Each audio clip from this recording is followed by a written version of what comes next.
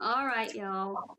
Okay, now we're gonna have the live debate with all of us, and we are in part two of the stream with debaters. So, first question, I'm gonna bring it to the table that Hackstar have said that it's China's not going to enter the conflict, and you feel like it's nowhere close.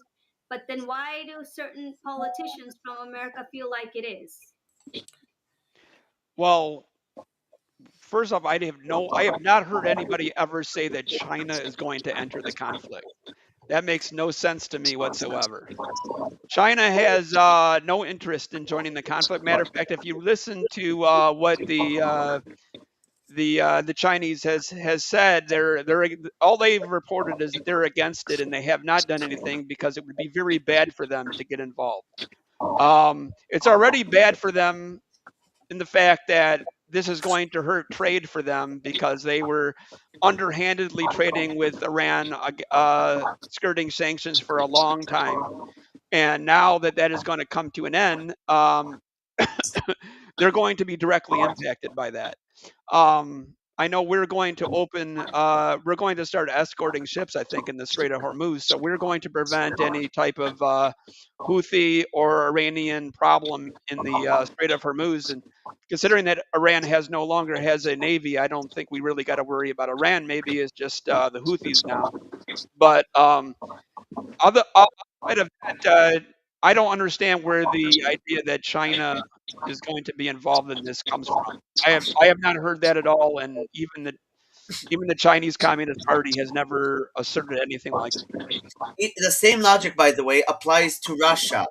When you and I talked in the past, you insinuated that there is might be something that that Russia might be involved somehow. But you need to understand, as long as Russia is finding Ukraine, the only thing that it would get is they will actively join a shooting war on behalf of Iran, which will never happen. Would just make Zelensky's wildest dreams coming true, which is a full-on NATO war against Russia.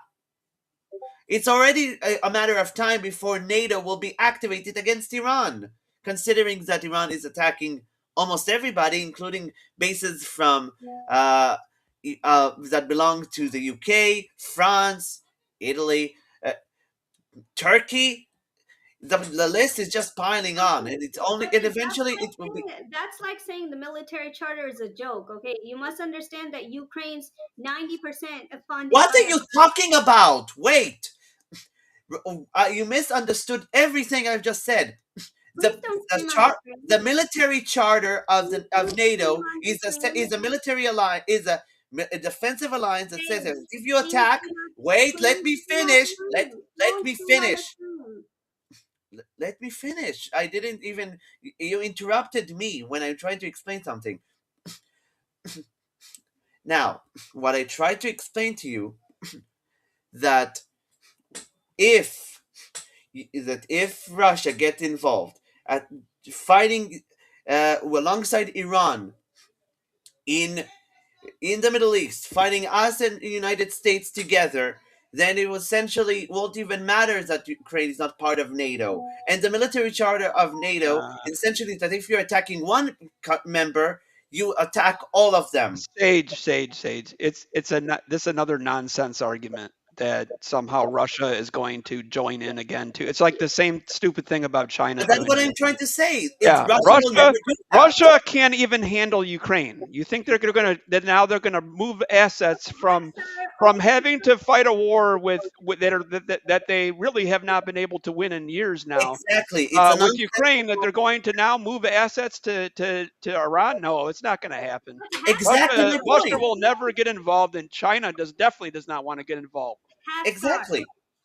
If you know that as an American, okay, who funds Ukrainian weapons? If you're telling me the military charter all these years that my cousin worked NATO. for is alive, NATO is funding the Ukrainian weapons by buying a lot of Technically, them from us and from other countries in Europe, but a lot of the weapons come from us too. So they technically, it's not a. they hold on, the press conference has started if you want to capture that. Good afternoon, everyone. yes. Okay, let's listen to it. Under the leadership of President Donald J. Trump, the rogue Iranian terrorist regime is being absolutely crushed. 47 years of tolerating and enabling the world's leading state sponsor of terrorism are over. Iran's murderous terrorist leaders are paying for their crimes against America, and they are paying in blood. Since 1979, the terrorist Iranian regime has actively and intentionally facilitated the killings of Americans. They chant death to America and fund other radical terrorists who attack our country and are seeking to destroy Western civilization itself. These terrorists seized our embassy and took 66 Americans hostage in Tehran. They slaughtered 241 U.S. service members with a truck bombing in Beirut. They killed and maimed hundreds of American service members in Iraq. And this is just a small fraction of their blood-soaked record. Prior leaders have been too weak and ineffective to address this threat. Some, like Barack Hussein Obama, even sent pallets of cash that ultimately financed this terrorist crusade against the United States and our people, while signing stupid and naive deals that put Iran on the path of developing nuclear bombs. After years of endless appeasement and empty statements from politicians on both sides of the political aisle in this town, President Trump is finally the man of action. President Trump is holding these monsters accountable and permanently extinguishing their nuclear ambitions.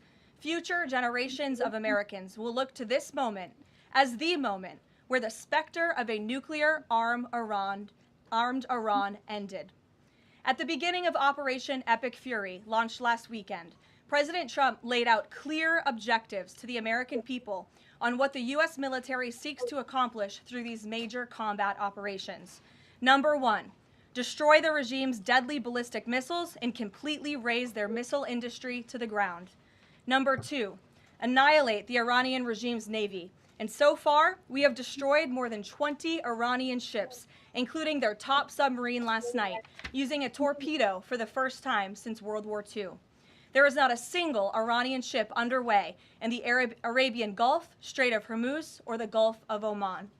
Number three, Operation Epic Fury will ensure the regime's terrorist proxies in the region can no longer destabilize the region or the free world and attack our armed forces. And thus far, Iran's proxies are hardly putting up a fight. Number four, this mission will guarantee that Iran can never obtain a nuclear weapon.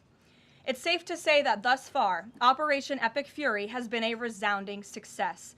American forces have struck more than 2,000 targets, destroying hundreds and hundreds of ballistic missiles, launchers, and drones. As the Department of War said this morning, we expect to have complete and total dominance over Iranian airspace in the coming hours, clearing the skies for our brave warriors to continue achieving these noble and long sought-after objectives. There's been a lot of misreporting and intellectual dishonesty from the American media on why President Trump decided to launch this operation. So let me remind you, Operation Midnight Hammer, which took place last June, obliterated Iran's 3 major nuclear sites. Yet the terrorist Iranian regime has remained fully committed to rebuilding its nuclear program. How do we know this? Because Iran has pursued this path of war and violence despite President Trump dispatching 2 of his top and most trusted negotiators to engage in exhaustive and good faith negotiations to try and reach a deal. And the world knows this president's preference is always peace and diplomacy first. Look no further than the 8 additional global conflicts he has ended in the past year as proof. Unfortunately, the terrorist Iranian regime refused to negotiate in good faith. They chose this path of violence and destruction, and they are reaping the consequences of their horrible decision. The regime did what they always have done. They lied, they delayed, they tried to string the United States of America along.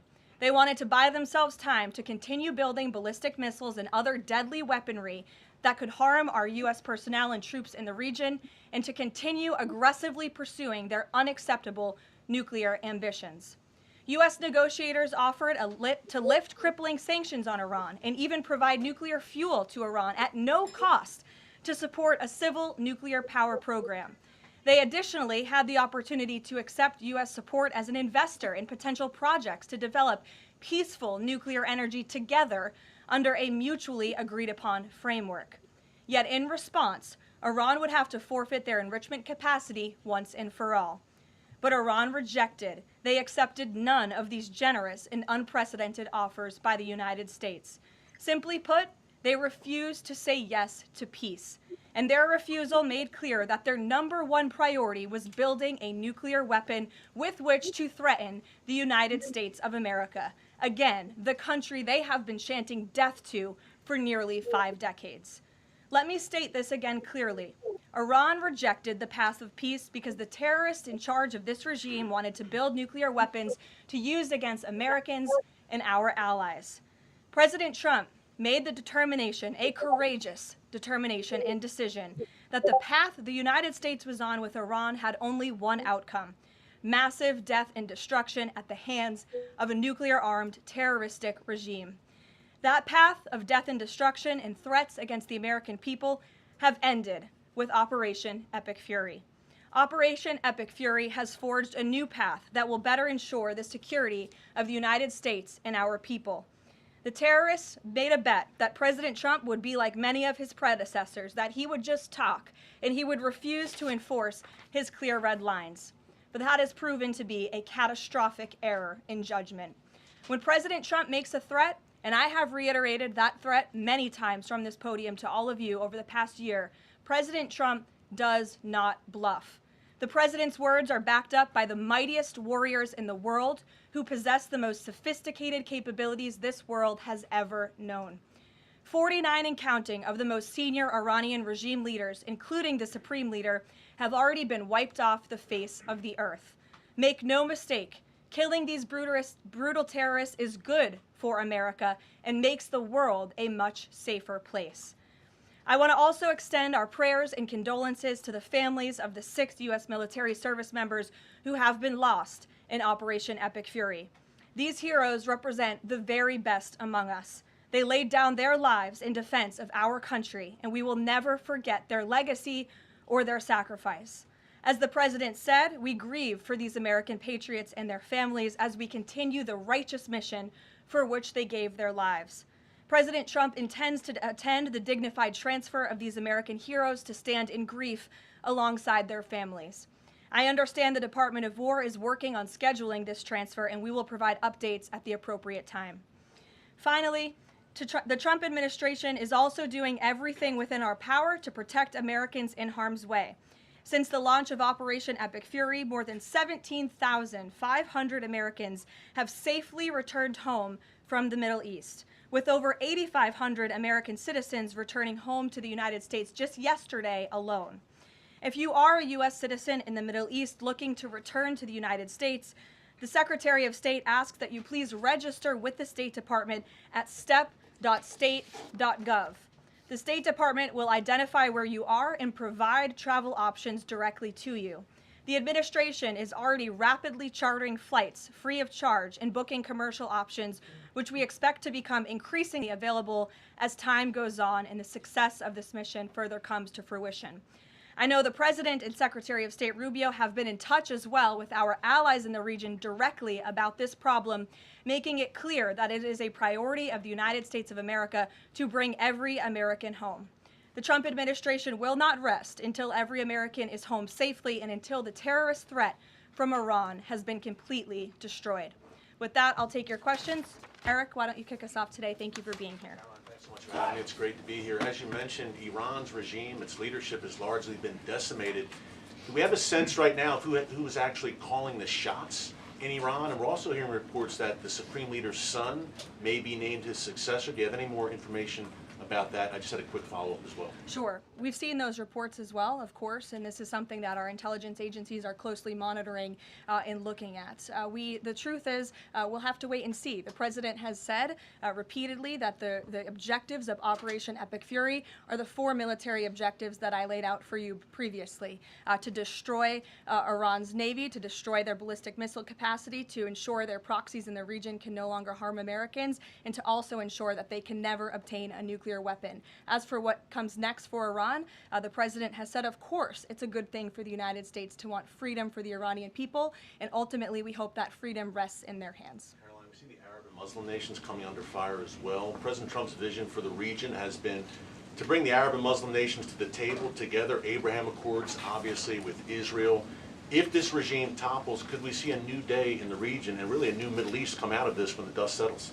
Well, the greatest deterrent to true and long-lasting peace in the Middle East has always been the rogue Iranian terrorist regime. And our Arab and Gulf partners in the nation admit that, as well as, of course, our close friend and ally Israel. We have seen all of the Arab partners in the region come together during this time on the phone with President Trump, many of them commending him for this bold and brave action to protect American troops and our bases in the region that are housed in many of these Arab and Gulf states. And I know that many of these regional partners are contributing their air defense capabilities as well. Jordan, Bahrain, Saudi Arabia, the UAE, Qatar, Kuwait, and the president continues to be engaged with all of them. Welcome. Garrett. Also have two, if you'll humor me. Axios, I think, was the first to report this morning this phone call between the president and Prime Minister Netanyahu, saying that Netanyahu had given the U.S. this information about where the Ayatollah would be and that he'd be with his deputies on Saturday. How important was that information in the president making the decision to strike where and when he did? I think it was important with respect to the timeline, but I think the president, prior to that phone call, had a good feeling that the Iranian regime was going to strike the United States assets and our personnel in the region. And the president was faced with a choice. Does the United States of America use our military and our capabilities to strike first, to take out this threat that has been threatening our country and our people for 47 years, or is he going to, as commander-in-chief, sit back and watch as the rogue Iranian regime attacks our people in the region? That's obviously an unacceptable decision. For the second choice there is unacceptable to the president, which is why he made this decision.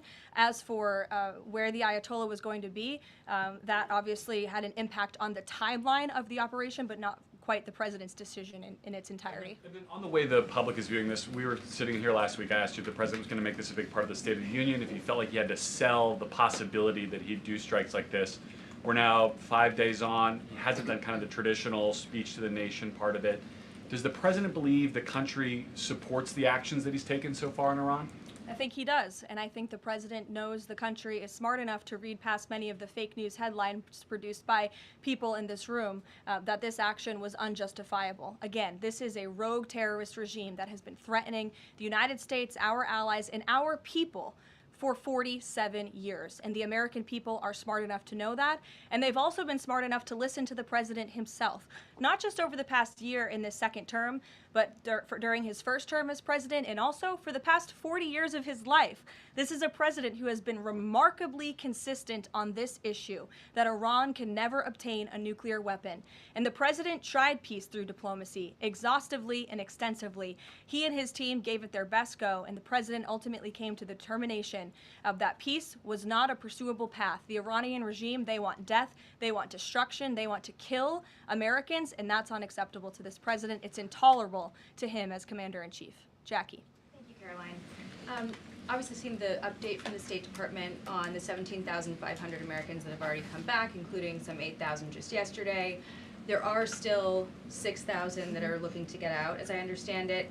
And just in the context of what you just told Garrett about the president's decision on a timeline, if he had decided to do this strike before receiving, the specific intelligence about the meeting on Saturday, should there have been more done in advance of the strikes to try to get those Americans in the region resources and information to get home before day 3 of the war?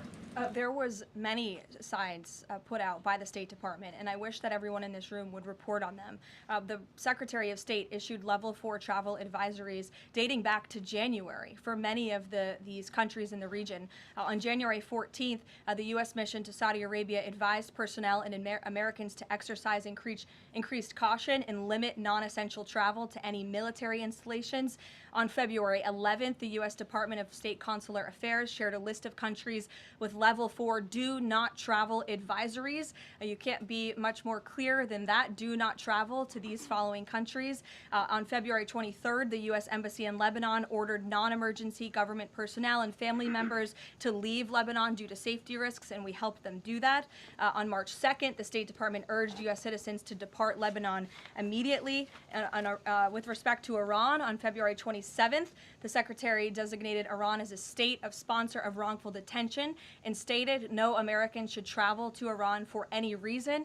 And again, on February 27th, the U.S. ambassador to Israel warned Americans to leave Iran, and they provided travel advisory alerts through the U.S. Embassy in Jerusalem. So the State Department was all hands on deck on advising extreme caution and do not travel alerts to Americans in the region. With respect to the Americans who are still in the region now, again, the State Department is asking that they register at the website so they can directly identify you, and we are actively and rapidly working to charter flights. There is some commercial flights that are taking off intermittently from these countries, and we plan to get Americans on board as quickly as possible, again, free of charge to them. And we have some additional measures that I think will be announced in the coming days. Again, I can also reiterate from the President's perspective, this is something he's brought up directly with our allies and partners in the region, that we expect their help in getting Americans home, and we will do that, and we will not rest until every single American is returned home safely. Thank you. And then one follow-up just on how people might be experiencing this at home.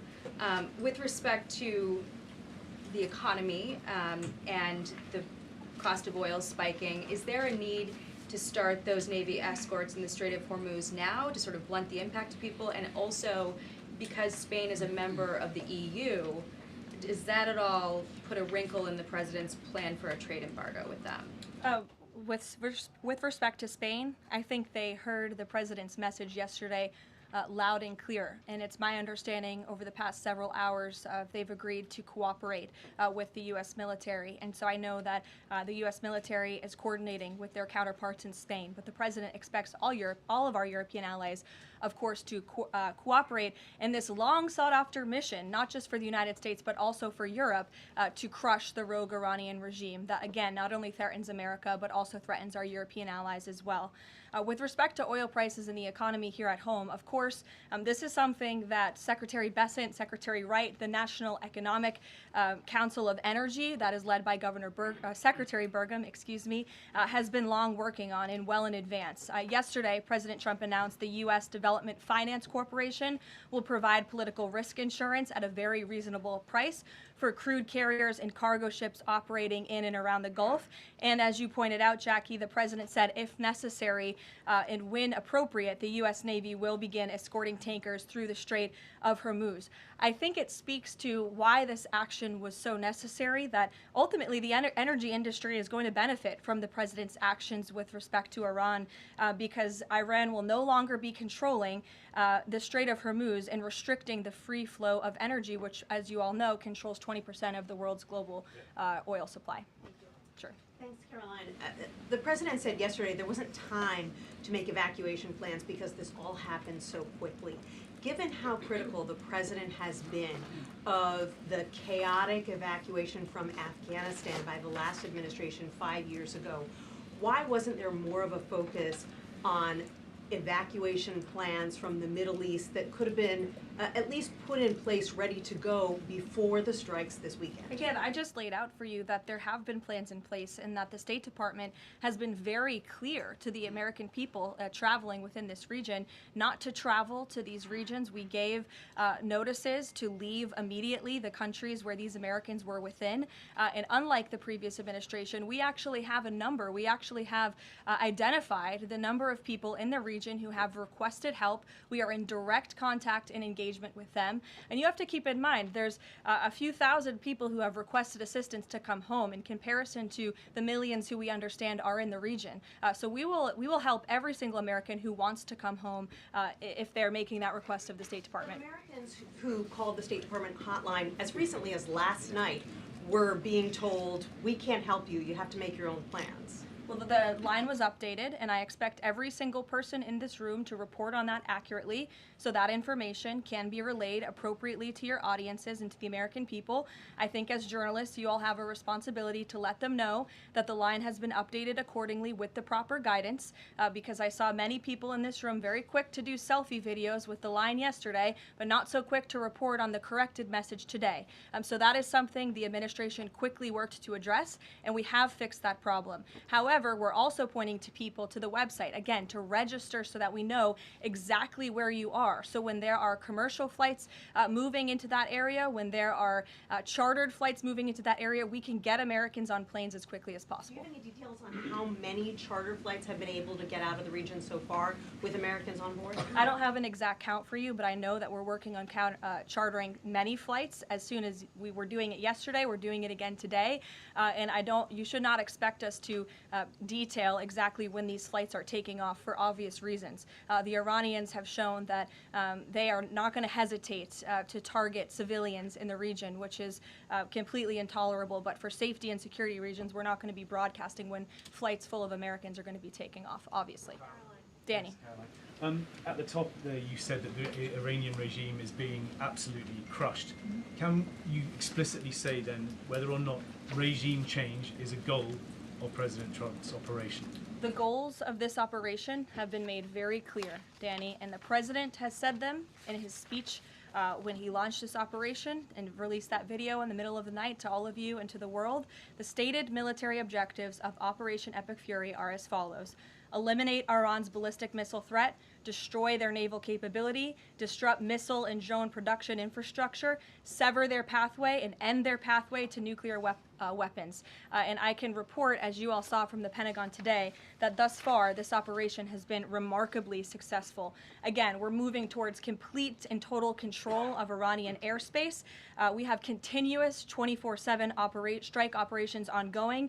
We've had more than 2,000 targets that have been struck, nearly 2,000 munitions have been employed. The first 24 hours of this campaign were described nearly as twice the scale of the 2003 shock and awe campaign. And we've seen that the enemy, the Iranian rogue regime, their retaliatory strikes against the United States and the threat reduction has reduced significantly. If you look at the Iranian ballistic missile launches, they're down 86% from day one levels. So while the United States military continues to increase its complete dominance over this rogue regime, they are weakening day by day. Regime change is not a phrase that you would want to use. Again, Operation Epic Fury, I just detailed the goals and objectives of this very quickly. But obviously, as the president has said numerous times, do we want to see Iran being led by a rogue terrorist regime? No, of course not. So any day the United States of America is taking out a terrorist is a good day for our country and a good day for our people.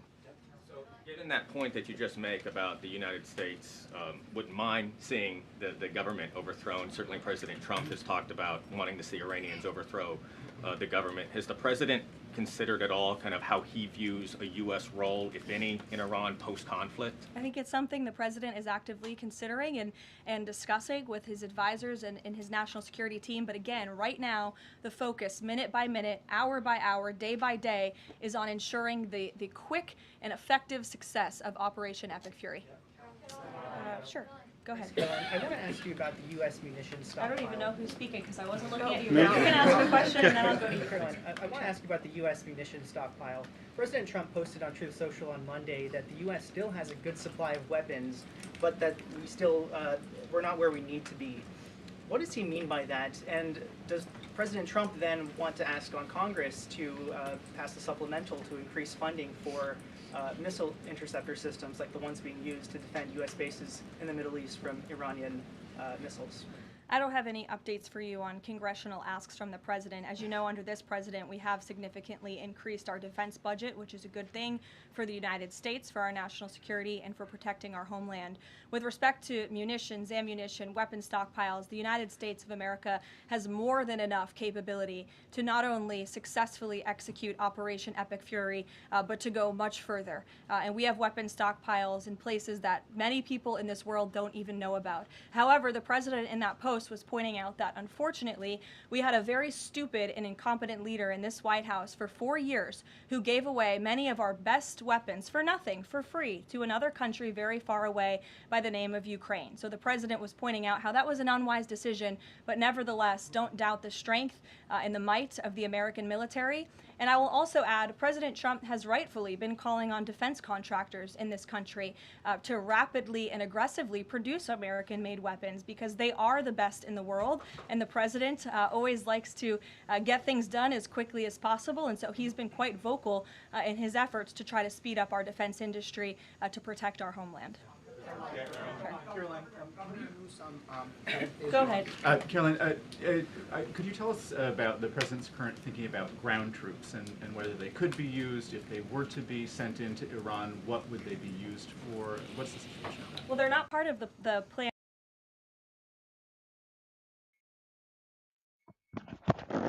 You're muted. Mona.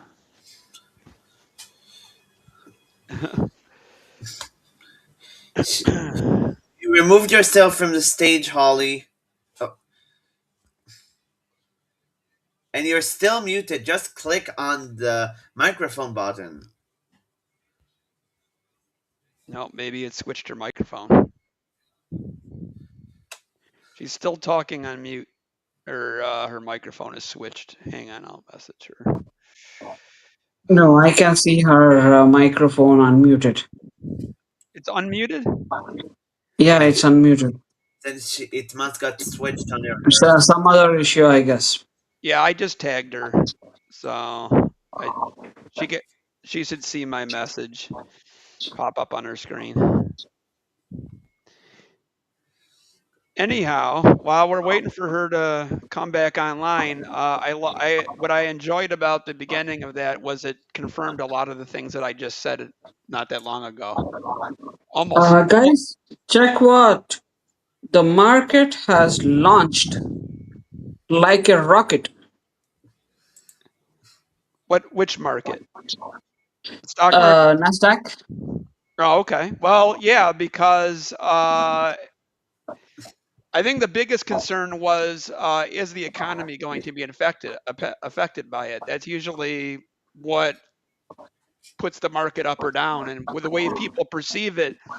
If the market's up, that means that people perceive it as being not impacting the market, and what they did yesterday, what it's been going down the last few days is being reversed, is basically what it is. Let's see here. Let's see what the NASDAQ is. The NASDAQ is up 349.75 points. Even the Israeli stocks are 400. It's 400. By the way, in spite of the war, even the Israeli stocks are very strong. But then again, they were always stable, even during war. Hang on. Here is the. I'm sharing the screen now. Here is the real time. It's up 343 points. Let's see. Let's see what the Dow is. BJ. US 100 index is 400 points, up almost 2%, and Nikkei is 2% up. Well, Dow is up. There's the Dow, 289. So that's a very big turnaround in the market based on, and that's based on this press conference.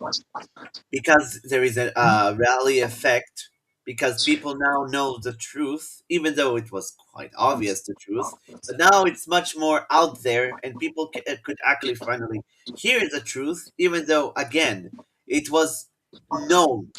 Unless you are both blind, dumb, and deaf. Sage, what's funny is that I could have predicted this happening anyways. If you're really a swing trader, the day that they announced the attack, I would have short sold stuff, and then I would have then when things started going well, I would have capitalized on those short sales, and then I would have bought and then ride the next wave coming in. That's what usually swing traders do. Yeah, because I'm not a swing trader. I don't yeah, do it's any of that very stuff. predictable. Yeah. But regardless, back to the Well, original. I'm an intraday. I don't do swing trade overnight. I'm an intraday. You should only people who have money to burn should try it because it's somewhat similar to gambling, just with geopolitics. Well, it's a lot. There's a lot more stuff that go into that, but Anyways, let's get back to the point. Let's get back to Russia, China, and the remaining stuff.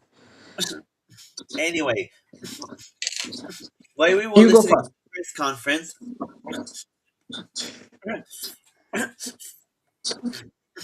Holly has been trying to explain to me the equipment the Ukrainian military was using against Russian forces in Ukraine. However, what I still fail to understand that how is it that it's to fail to understand and to explain the equipment that is being received, rather the equipment that the countries who are also in NATO are sending to Ukraine as an individual countries does not necessarily constitute as NATO support. It's countries who are independently supporting Ukraine. Now, the reason why I'm stating this fact is because, again, the alliance only works if a member of the alliance is attacked.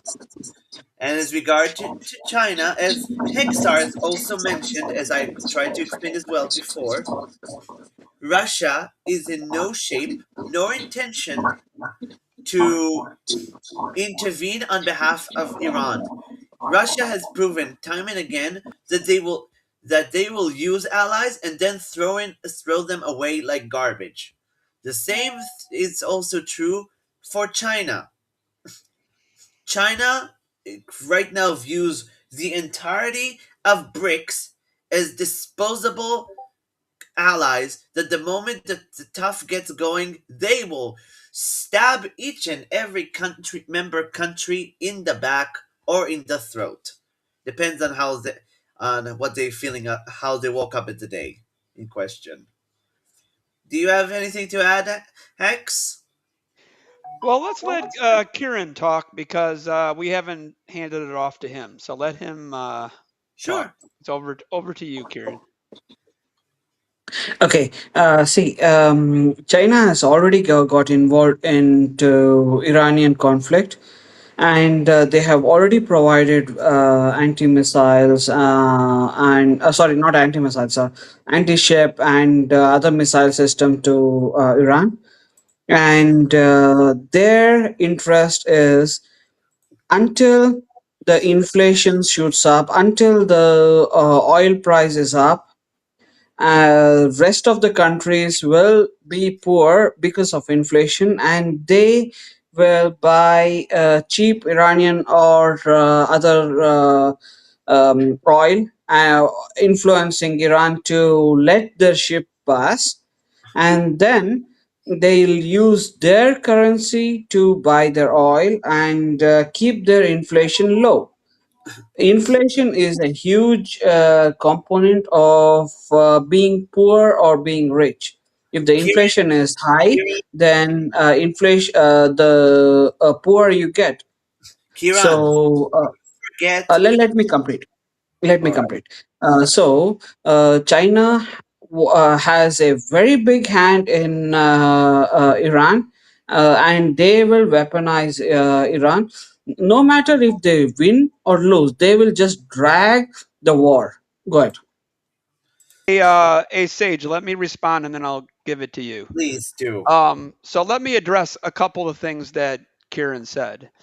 What he said about supplying Iran with weapons, yeah, that occurred maybe a year ago, 2 years ago. That was in the past, nothing recent. And I don't.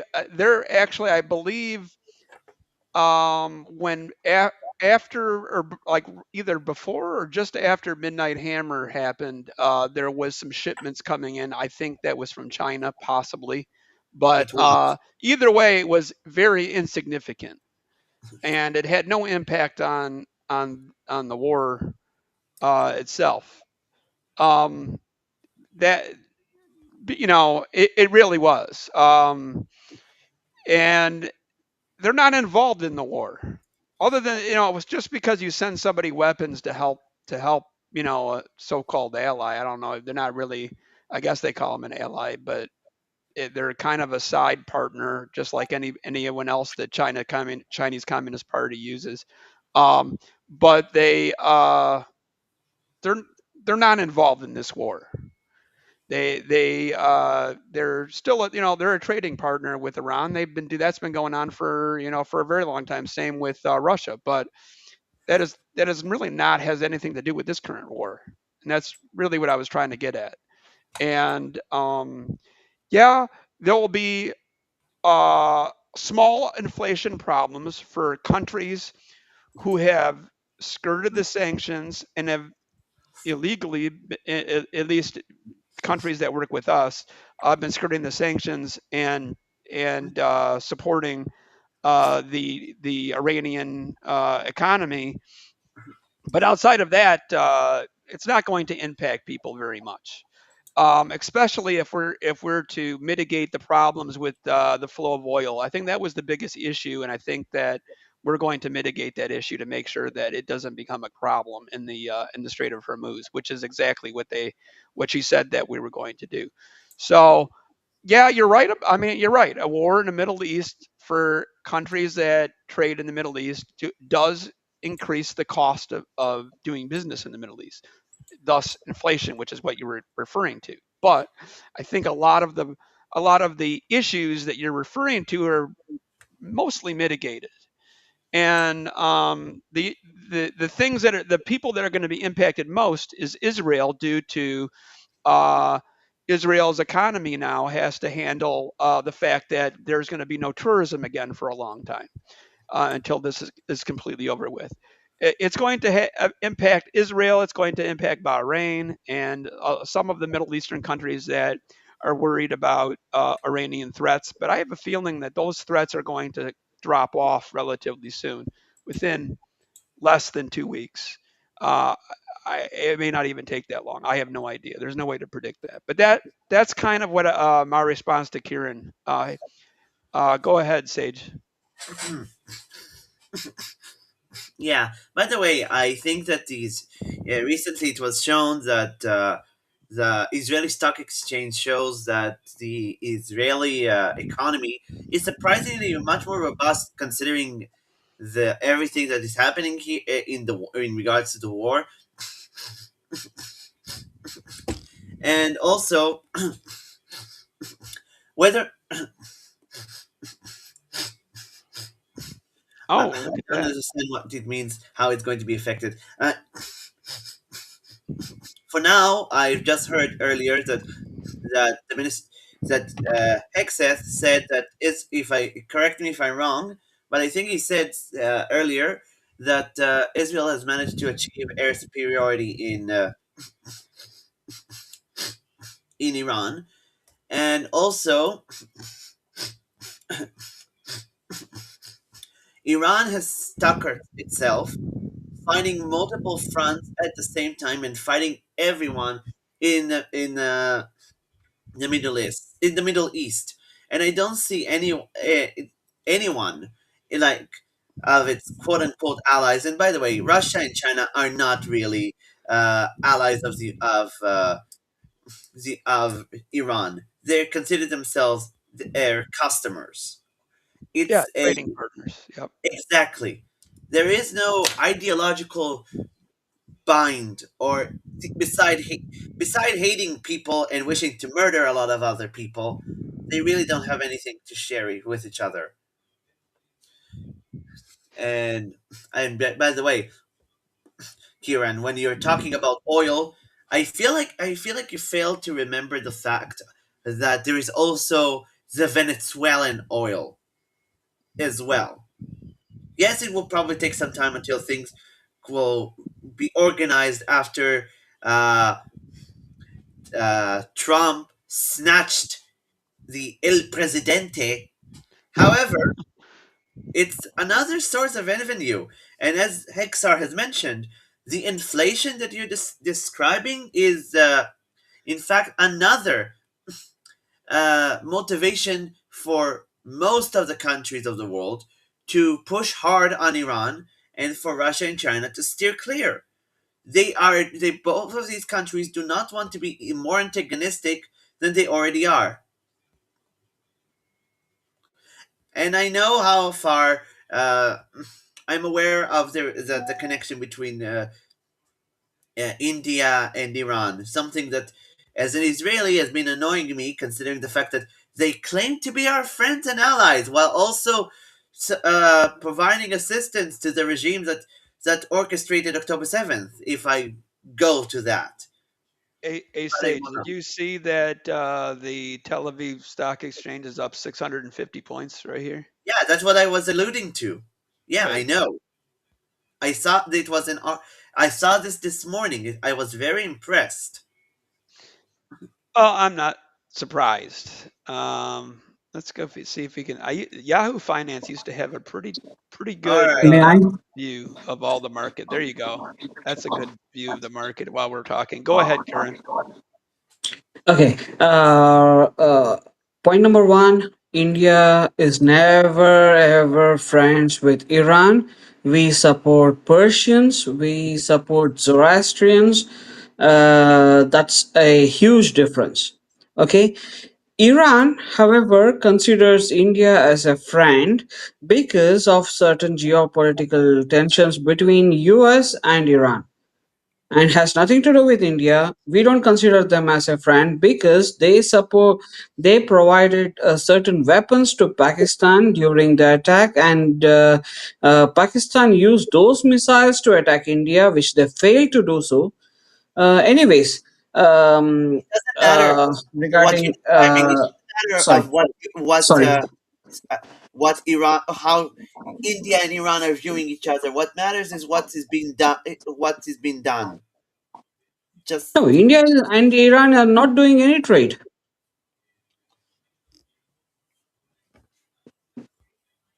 Hmm.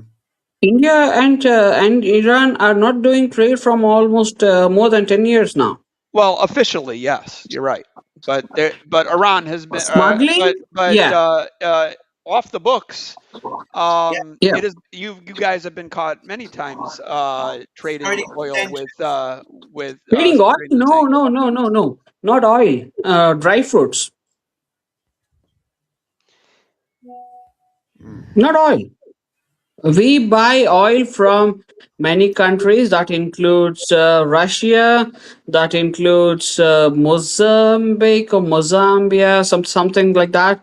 And we buy oil from Saudi, and I mean other countries like Qatar, Saudi, etc. And we buy oil from US as well in small quantities because the transportation cost is high to transport it from US all the way to India. So it is not economical for us because we have to support 1.4 billion population and we want it cheap. And if it is expensive, it will not suit our needs. how about its So we market want it. value? Sorry, Market, go ahead. yeah, I'm just telling you that uh, India has skirted sanctions on Iranian oil several times before. Matter of fact, we put a stop to it, from what I remember. I'm not saying you guys traded the entire time, but you have skirted sanctions in India the past. cannot trade with Iran because Iran and India does not share a bank account. How What? can they do that? No, India and Iran does not share a bank account. It is cut off from SWIFT, and we cannot make any payments for Iranian oil. And Iran does not have any bank account in India. What? What Hang are on you a talking moment. about? I'm gonna prove. Keep talking, and I'm gonna prove what you're saying is wrong, and I'm gonna have sources Okay, go ahead, please. to go ahead, but keep going. You don't need to I'm make a I'm doing it contestation. while we're on here. Give me a second. Yeah, Because sure. I've looked this up before and I know what the answer is. That's why I Mhm. said what I Yeah, said. So Hang on yep, a minute. yep, the yep. thing is, Okay. Kieran, I feel All that right, hold there's on a minute. Hold on a minute. Ready? I'm going to switch sharing my screen now. Here you Mhm. go. Okay. Because I pulled this up many times before, and I've actually did research on this. Wait, how to The enlarge the question screen because is, I cannot see the screen. it's look at the one that's shared on the Can you yeah. on pin there. that? It is too small. Uh, Mona, hold can you on, do that, please? Ollie, you're the one who controls the screen, so stay Oh, put. she put it up Yeah. there. Okay. All right. So here's the question: did India skirt U.S. sanctions on Iranian oil? Yes, it did partially skirt or work around U.S. sanctions on Iranian oil, but the situation changed over time, which is basically what I was trying to say. It depending on U.S. policy and geopolitical pressure. The background on the sanctions, it says sanctions on Iran mainly targets oil exports and banking systems, especially after the U.S. withdrew with the nuclear agreement in 2018. There was a joint comprehensive plan of action that allowed Iran to export Wait, oil 2018? temporarily. Hold on. But in 2018, President Trump withdrew from the JCPOA, which is what this is talking about. Here is Uh-huh. where India was allowed limited purchases from. Here's it says right here: the U.S. granted India sanctions waivers allowing continued imports while reducing them gradually. And that was countries with waivers included India, China, Japan, South Korea, Turkey. I remember all this. Italy, Greece. This is What is the waiver? Taiwan. Now hold on a second. Let me just go through Mhm. this and then you can reply. Uh-huh. India imported roughly 300,000 to 500,000 barrels of oil from Iran during this period. Payments were handled through a workaround system, oil paid in Indian rupees, not dollars, money held in Indian banks. Iran used funds to buy Indian goods. This avoided US dollar banking system, which were sanctioned where sanctions are enforced. That waivers, now here again, here's the second point. In 2019, waivers ended. In May 2019, the U.S. ended all waivers. At this point, India officially stopped importing Iranian oil to avoid penalties from the U.S. Any refineries shifted to Saudi Arabia, UAE, United States, and Iraq. Did India secretly continue buying Iranian oil? Now, there's no credible evidence that India continued large scale clandestine imports. This is different from China, which widely reported to keep buying Iranian oil through disguised shipments and ship to ship transfers. Russia, we all know about what Russia was doing.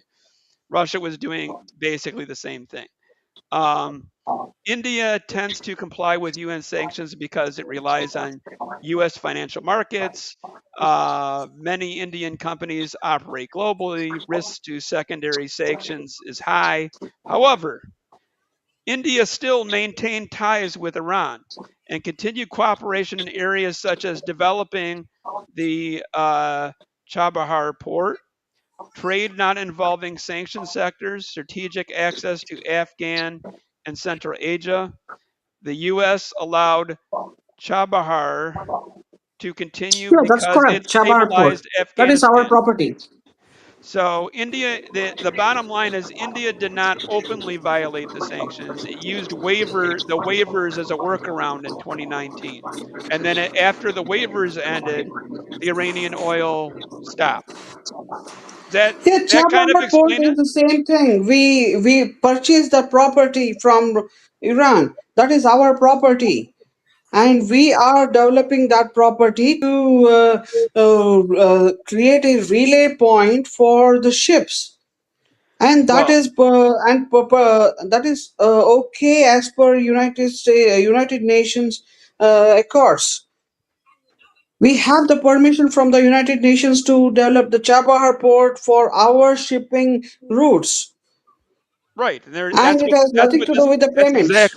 That's exactly what is said, and we had no problems. We allowed the Chabahar to continue because it helped stabilize Afghanistan. Right here, right? What?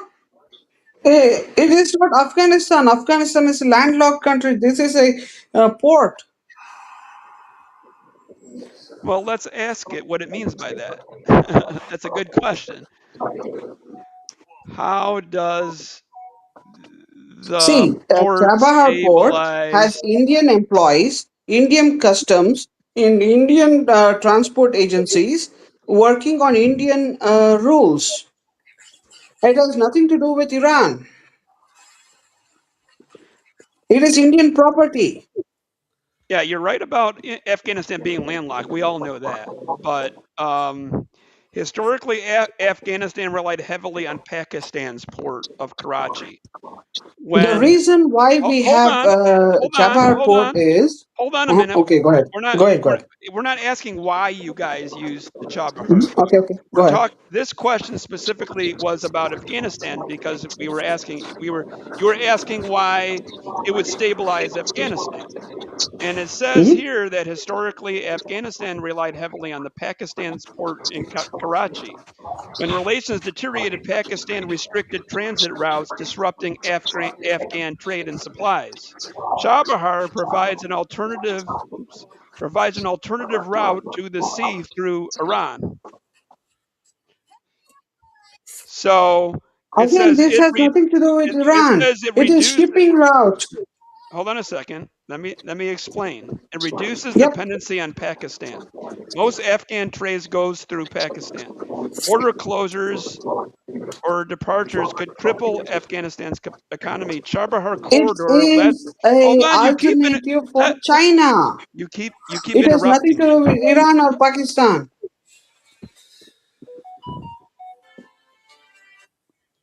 Do you know the necklace of diamond strategy and the say what's the other one? Uh, necklace of something. China is building a different strategy, so India is building its own strategy to circumvent Chinese strategy. So we need the Chabahar port to circumvent Chinese port in Pakistan Right. to suppress the Hold on a Chinese minute. investment in Pakistan. Sorry, go Kieran, ahead. Kieran, that's Go ahead. exactly what this is saying. So Hmm.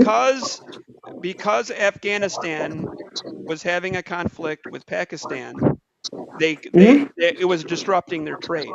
So Hmm. instead of going worrying about their port in Pakistan, they're using Hmm. Chabahar as an alternate port to Yes, avoid that. correct. That's what I'm trying to explain to you. So that is Yeah, yeah, how correct, it's correct. that's how what I Hmm. said from the beginning, because like this is good. I wasn't really familiar with this, but this is a great Yeah, explanation. yeah, It yeah, that's correct. stabilized. This is how the Chabahar port allowing the use of the Chabahar port stabilized Afghanistan. That's what this Yeah, question was. correct. So that Yeah, correct. it's good information. I honestly Mhm. did not know the details of this. Yeah, this is geopolitics, man. The person who controls the trade route stays on top. This Well, is obviously, mere yeah. politics. That is what Modi is doing, because China is trying to choke our trade points, so we have to choke the Chinese trade points. That is simple politics. All right, Sage, did you want to We comment? have nothing to do with Iran. Just because China is building its port to Chinese, I mean, China is building its port in Pakistan. We are trying to run them bankrupt by building a port in Chabahar, which is our property. We have purchased that land. We have In the end of that the is. day, in Hmm? the end Go of ahead. all of this Sorry. is relevant because right now the Chinese economy is going to be a bust very soon because the the real estate bubble in China has exploded. Turns out that there was a massive corruption scandal regarding the uh, real estate over there, and Hmm. it took a large chunk of the economy. And now, thanks to the tariffs that President Trump put on them, Their economy is now Mm-hmm. struggling, and without the oil from Iran and the belligerent behavior of China on the world stage, Mm-hmm. only a matter of time until China will be struggling so much. So the Mm-hmm. idea that China will be able to do anything soon is laughable. The whole purpose of the war in Iran, is a power projection for the United States on China, which is something I Mm-hmm. believe many of us should support. Although Mm-hmm. also allowing to hopefully give the Iranian people a chance to liberate themselves from this insane regime. Mm-hmm. Yep, That is correct. Correct, correct. May I? sure. See, China has its own game, and India has its own game. Okay, and uh, China has their investment in Iran, and India does not have much investments in Iran because we have been cornered for purchasing Iranian oil, and we have stopped buying Iranian oil from pretty long time. It is not just 1 or 2 years, it's more than almost 10 years now. Okay, and we have increased buying Russian oil because it is cheap and it is very profitable for our citizen. It is our national interest, Which just is like still, us. Let me complete, but you're still please. skirting sanctions Let just me complete, please. from Russia. Sorry. Yeah, Russia. See, we have our own national interest, and we have to take care of our population. So, we are buying cheap Russian oil from 3 to 4 years now. Okay, and we are doing that on a different payment platform. We are paying in our currency, not dollars, in our currency, which will be invested in our economy. We have to worry about our population, right? We Everything don't you're care about. Go ahead. Everything you're saying is not something to be proud of, because you are admitting that India is skirting sanctions, but not from a sanction regarding Iranian oil, but sanctions regarding Russian oil, which There is is no sanction against Russian oil. It is excuse me. only a price cap. There is no sanction. We are abiding by the price cap. Um, XR, That can that you? is that is not true, but I could double check what it currently But is. yeah, you can check. You can They check. keep the reason why I'm saying I got to check is because they keep changing You things. So can check I want to because I see. have So I here's have a good. verified that, and India is buying under the price cap. For example, if it is a $60 cap, it is a $60 cap. It is not is if it is okay, and we are buying at $59 to evade that price cap. Okay, and we have a long term contract. It is not just 1 or 2 years contract. It's a long term contract, and we have paid them in advance. And we, as we have paid in advance, we have to get our money's worth, right? And it is not the country which is buying, it is the private companies, which the private companies have set up a contract, I'm and gonna we are getting. Sorry, go ahead. I'm gonna show you a You're video. interrupting. So here is a article, and I like I said I'm not like I didn't have a chance to put to research this in advance, but this No, this is wrong. This is wrong. This is fake. remember you This is said fake. that that you guys didn't skirt the sanctions on Iranian oil, but here you go. No, this is fake. Here We it are is. not buying This Iranian is oil. not. Hold on a second. Then why does it say official data released last week by India's Ministry of Commerce showed that New Delhi imported a crude shipment from Iran worth $111 million. No, this is fake. They don't have any bank accounts, and Iran is banned from trading with India. Maybe there are So certain dry fruits let's which are check if coming it's from India through let, Saudi Arabia. let's There check is if this also is an real. embargo on Russian oil, by the way. No, there is no embargo on Russian oil. This is only a price cap. See, any country which is trading with Russian oil cannot get an insurance if they trade more than $60 per barrel. So, Russia is selling oil at $59, which they can get the insurance for the shipment, and they are trading legally. All right, hold on a minute. Wow, what is the Hold on a problem? minute. Hold on a minute. So Hmm? here, Go ahead. when I asked, did India import $111 million of shipments of Iranian crude oil? Yes. The reports are based on official Indian government trade data showing shipments around that value. Data from India's Ministry of Commerce, and let's do even tar. That is not possible. That is not possible Well, because they don't have any bank account. Where will they pay for? y- What will they pay for? A barter? No. Hang India on is a not second. doing any Hold on business. a second. no, there So is. I'm gonna pull it up. If it's hold on a second. This is funny because if there is data from the Ministry of Commerce in India, you can like there's nothing wrong with Kirian challenging this statement because No, of course. what we need to do is this. If this is true, we should be able to go the published information from the Ministry of Commerce from your country. It should be pretty easy, right? So let's do that. So, Show me what's the the source? source Sorry, I of cannot While read you're this. searching for that, I just wanted to the add Indian that Ministry Can of you enlarge Commerce. it? Can you enlarge it, please? What is the source? Hang on, I'm getting it. while Show he's me doing Can you that, zoom it? the Kieran, while he's doing official. that, listen to me. Zoom it, While he's please. doing that, I cannot see this. Can you zoom the source? Show me the source from Kieran, while India's XR is doing that, government. you need to understand that in the end of the day, India can't stick on the remain forever on the sit on the fence. You will have to pick a side sooner or later. And just saying you're in India's side, it's unfortunately an idealistic but not feasible. All right, Again, hold on see, a second. Here you India go. cannot do a So trade hold on a with minute.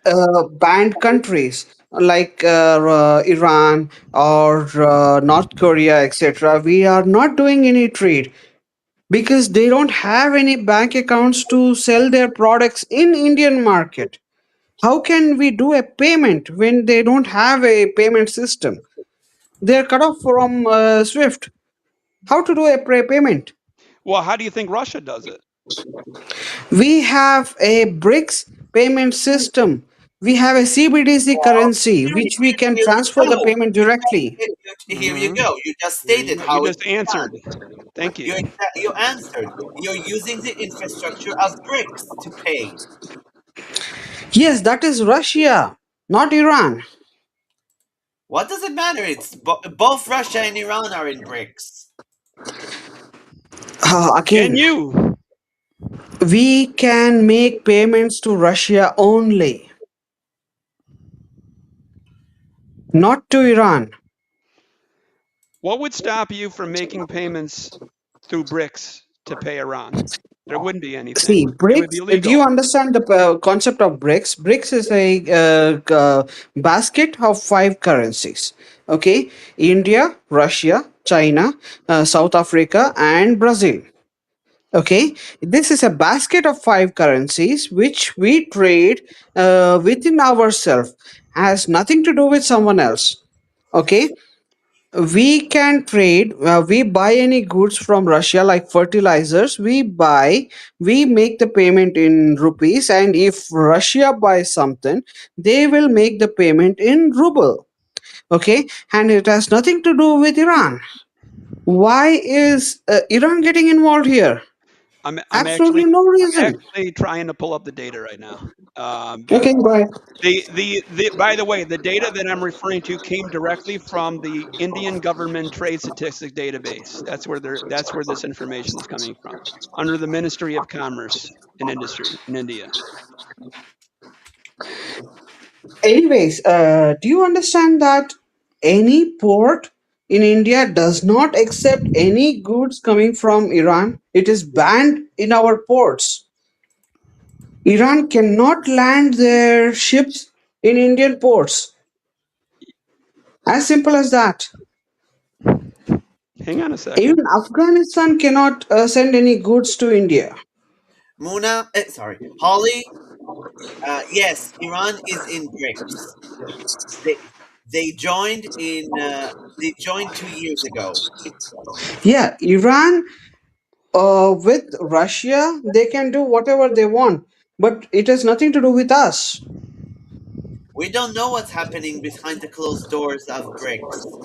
For all we Yeah, know, see, again, Russia and Iran can do whatever they want, whatever the hell they want, right? It has nothing to Holly, do with us. It is between Russia and Iran.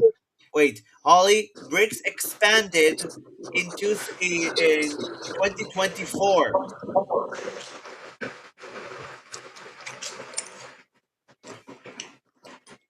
It's searching for Can you official. zoom it, please? I cannot see I that.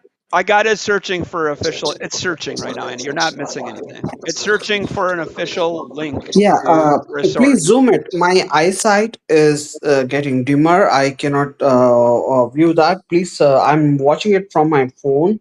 Please zoom it. Yeah, you must be my age because I have the same problem. Yeah, man, I'm 40. I'm 40 now. Oh, I'm older than you. I'm a lot older than you, but yeah, my eyes. Ever since I got over, I'm the same way. Ever since I got over 40, my eyes have the same problem. There's nothing to see yet. It's searching for official sources for me. Use a quick search. Don't use Pro. Pro will take a lot of time.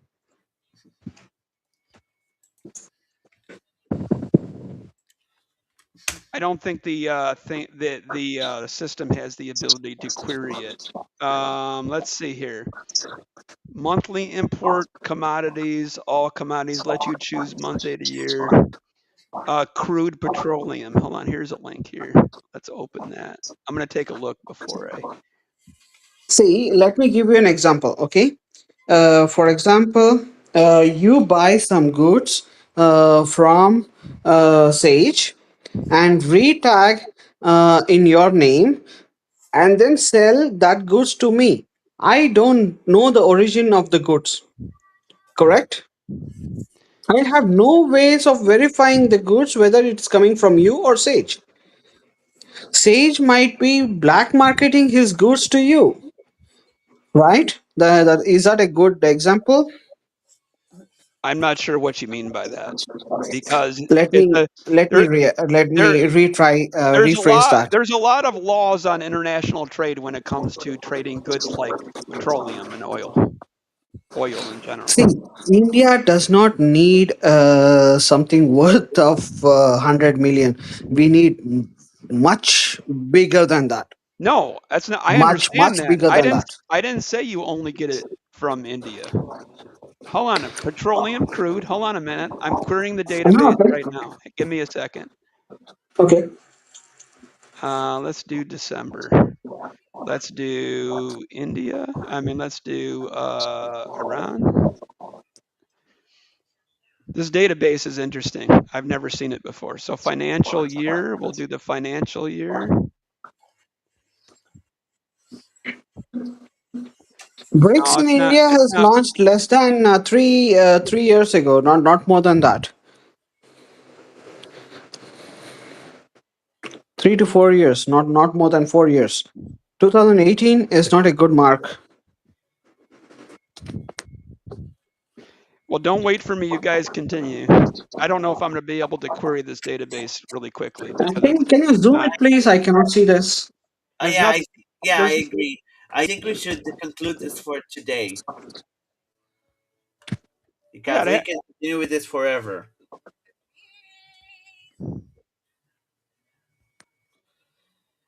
All right, so I hope till next time, Holly will manage to fix the technical problems she's having today, and I hope for the next time many of you will come forward with more questions, and we will hopefully be more coherent, and hopefully things will progress to a favorable outcome for everyone, except the bad Yeah, people. sure.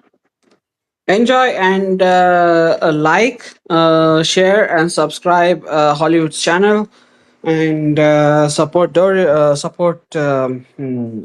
XR as well. Thank you. Bye. Bye bye. Bye bye.